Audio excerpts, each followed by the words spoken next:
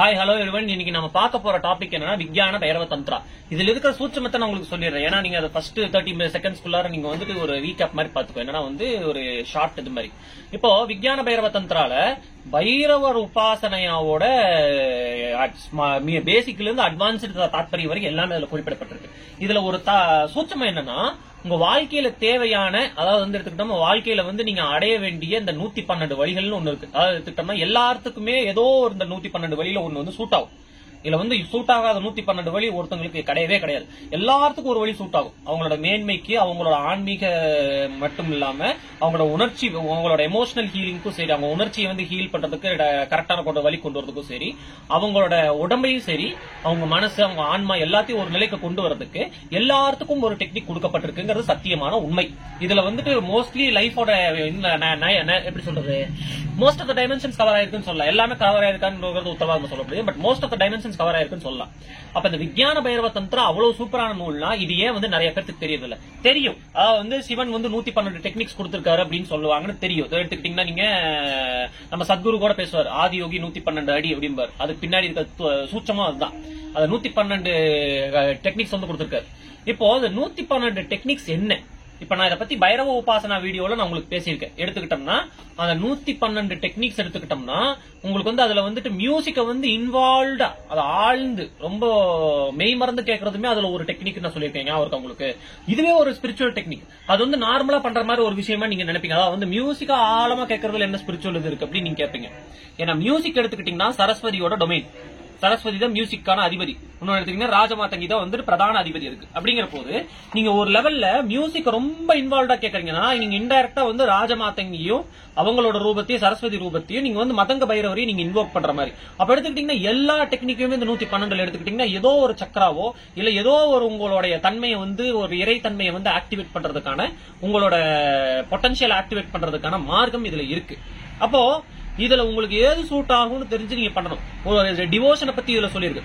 Devotion எல்லாத்தையும் கொடுக்கும் அப்படின்ட்டு ஒரு ஸ்டேட்மெண்ட் பைரவ சிம்பிளா சொல்லியிருக்காரு. அப்ப எடுத்துக்கிட்டீங்கன்னா வாழ்க்கைக்கு தேவையான ஒரு தாத்பரியமும் அதுல குறிப்பிடப்பட்டிருக்கு. பிரீத்திங்க கண்ட்ரோல் பண்றது மூலமா என்ன கிடைக்கும் உங்களுக்கு எடுத்துக்கிட்டீங்கன்னா பிரீத்தை ரீடைரக்ட் பண்ணக்கூடிய டெக்னிக்ஸ் எல்லாம் இருக்கு. சில டெக்னிக்ஸ் இருக்கு. அதை எடுத்துக்கிட்டீங்கன்னா உங்களுக்கு ட்ரீம் கான்சியஸ்னஸ் என்டர் பண்றதுக்கு ஹெல்ப் பண்ணும். ஒரு சில டெக்னிக்ஸ் எல்லாம் இருக்கு.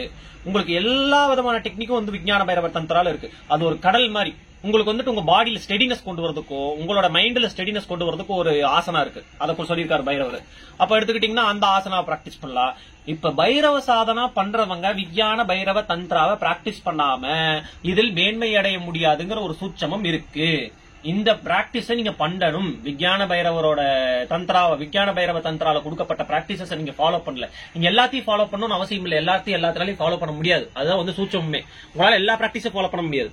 ஆனா ஒரு குறிப்பிட்ட பிராக்டிசஸையாவது நீங்க ரொம்ப டீப்பா இன்டென்ஸா ஃபாலோ பண்ணணும். இல்லைன்னா நீங்க பைரவரோட அருளை சத்தியமா பெறவும் முடியாது. பைரவரோட அருள் ஏன் பெறணும் அப்படின்னு நீங்க கேட்பீங்க. பைரவர் ஒரு ப்ரொடெக்டிவ் டேட்டின்னு சொன்னா அவர் எப்படி ப்ரொடெக்ஷன் பண்ணுவாருங்கிற சூட்சமத்தை நீங்க தெரிஞ்சுக்கங்க. உங்களுக்கு நாலேஜ் கொடுத்து உங்களை ப்ரொடெக்ட் பண்ணுவார். See, the ultimate form of protection that a person can give you is knowledge. ஏன்னா உங்களை நாலேஜ், கல்வி, இது மூலமா உங்களை எம்பவர் பண்ணக்கூடிய எக்ஸ்பீரியன்ஸ், இது மூலமா அந்த நாலேஜ் மூலமா கிடைக்கக்கூடிய எக்ஸ்பீரியன்ஸ், அந்த எம்பவர்மெண்ட்ல உங்களுக்கு கிடைக்கக்கூடிய சக்தி இருக்கு பாத்தீங்களா, இதை உங்க கிட்ட இருந்து யாருமே பிடுங்கவே முடியாது.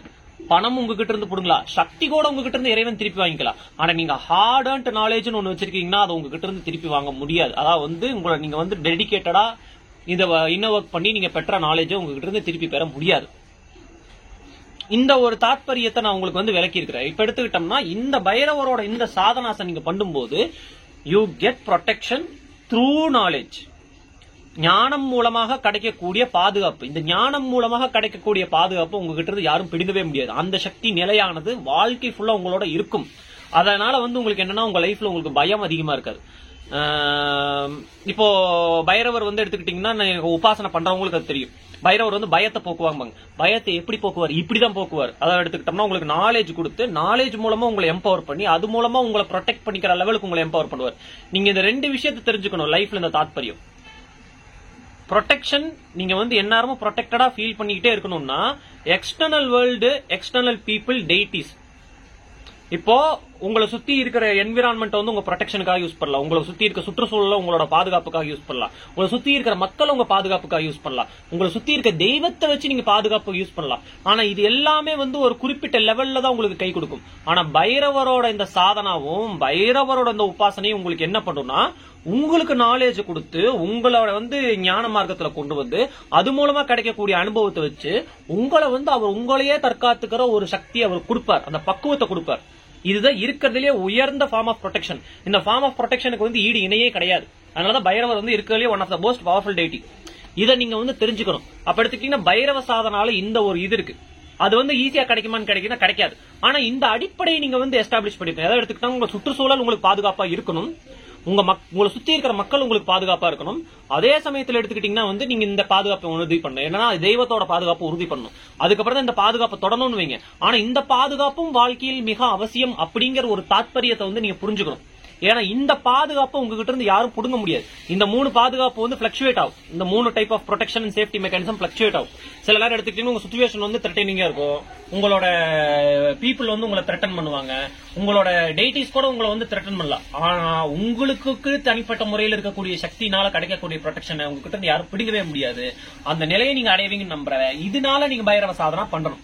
சோ அடுத்த வீடியோல உங்களுக்கு பைரவ சாதனாவோட மந்திரத்தை நான் போடுறேன், நீங்க அதை பாருங்க. பட் வந்து பைரவருக்கான ஒரு அஸ்திவாரத்தை போடணும்னு நான் நினைச்ச போட்டுட்டேன் நான் நம்புறேன். ஏற்கனவே ஒரு வீடியோ கொடுத்திருக்கேன், இந்த வீடியோ கொடுத்திருக்கேன். இந்த வீடியோ வந்துட்டு முழுசா பாத்துருந்தீங்கன்னா உங்களுக்கு பைரவரை பத்தி இன்சைட் கிடைக்கும். அதுக்கப்புறம் உங்களுக்கு பைரவர் சாதனை கொடுக்குறேன். அப்பதான் நீங்க பைரவர் சாதனை பண்ணும்போது பிரயோஜனம் இருக்கு. இந்த ஒரு இன்சைட்டோட நான் விடைபெறுகிறேன். 4 விதமான பாதுகாப்பு இருக்கு, ஞாபகம் வச்சுக்கோங்க. உங்க சுற்றுச்சூழல் உங்களுக்கு கொடுக்குற பாதுகாப்பு, உங்களை சுத்தி இருக்கிற மக்கள் ஜனம் உங்களுக்கு கொடுக்குற பாதுகாப்பு, அதுக்கப்புறம் எடுத்துக்கிட்டீங்கன்னா தெய்வங்கள் உங்களுக்கு கொடுக்குற பாதுகாப்பு, உங்களுக்கே உங்களோட சக்தி மூலமா, உங்களோட புரிதல் மூலமா, உங்க எக்ஸ்பீரியன்ஸ் மூலமா, உங்க ஞானத்து மூலமா உங்களுக்கு கிடைக்கிற பாதுகாப்பு. இந்த 4வது விதமான பாதுகாப்பு தான் பைரவர் உங்களுக்கு கொடுப்பாரு. இதுக்கு ஈடு இணையே கிடையாது. இது நான் உங்களுக்கு சத்தியமா சொல்றேன். இதுக்கு ஈடு இணையே கிடையாது. மீதி 3 உங்களுக்கு கை கொடுக்காத காலகட்டத்தில் இது உங்களுக்கு கை கொடுக்கும். அதனால நீங்க இதை எஸ்டாப்ளிஷ் பண்ணியே தீரணும் உங்க லைஃப்ல இந்த விதமான பாதுகாப்பை. அந்த சென்ஸ் ஆஃப் சேஃப்டி உங்ககிட்ட இருந்து யாரும் புடுங்க முடியாதுங்கிற அந்த ஒரு இன்சைட்டோட விடைபெறுகிறேன். தேங்க்ஸ் ஃபார் வாட்சிங் this video guys. I will see you in the next video. Bye.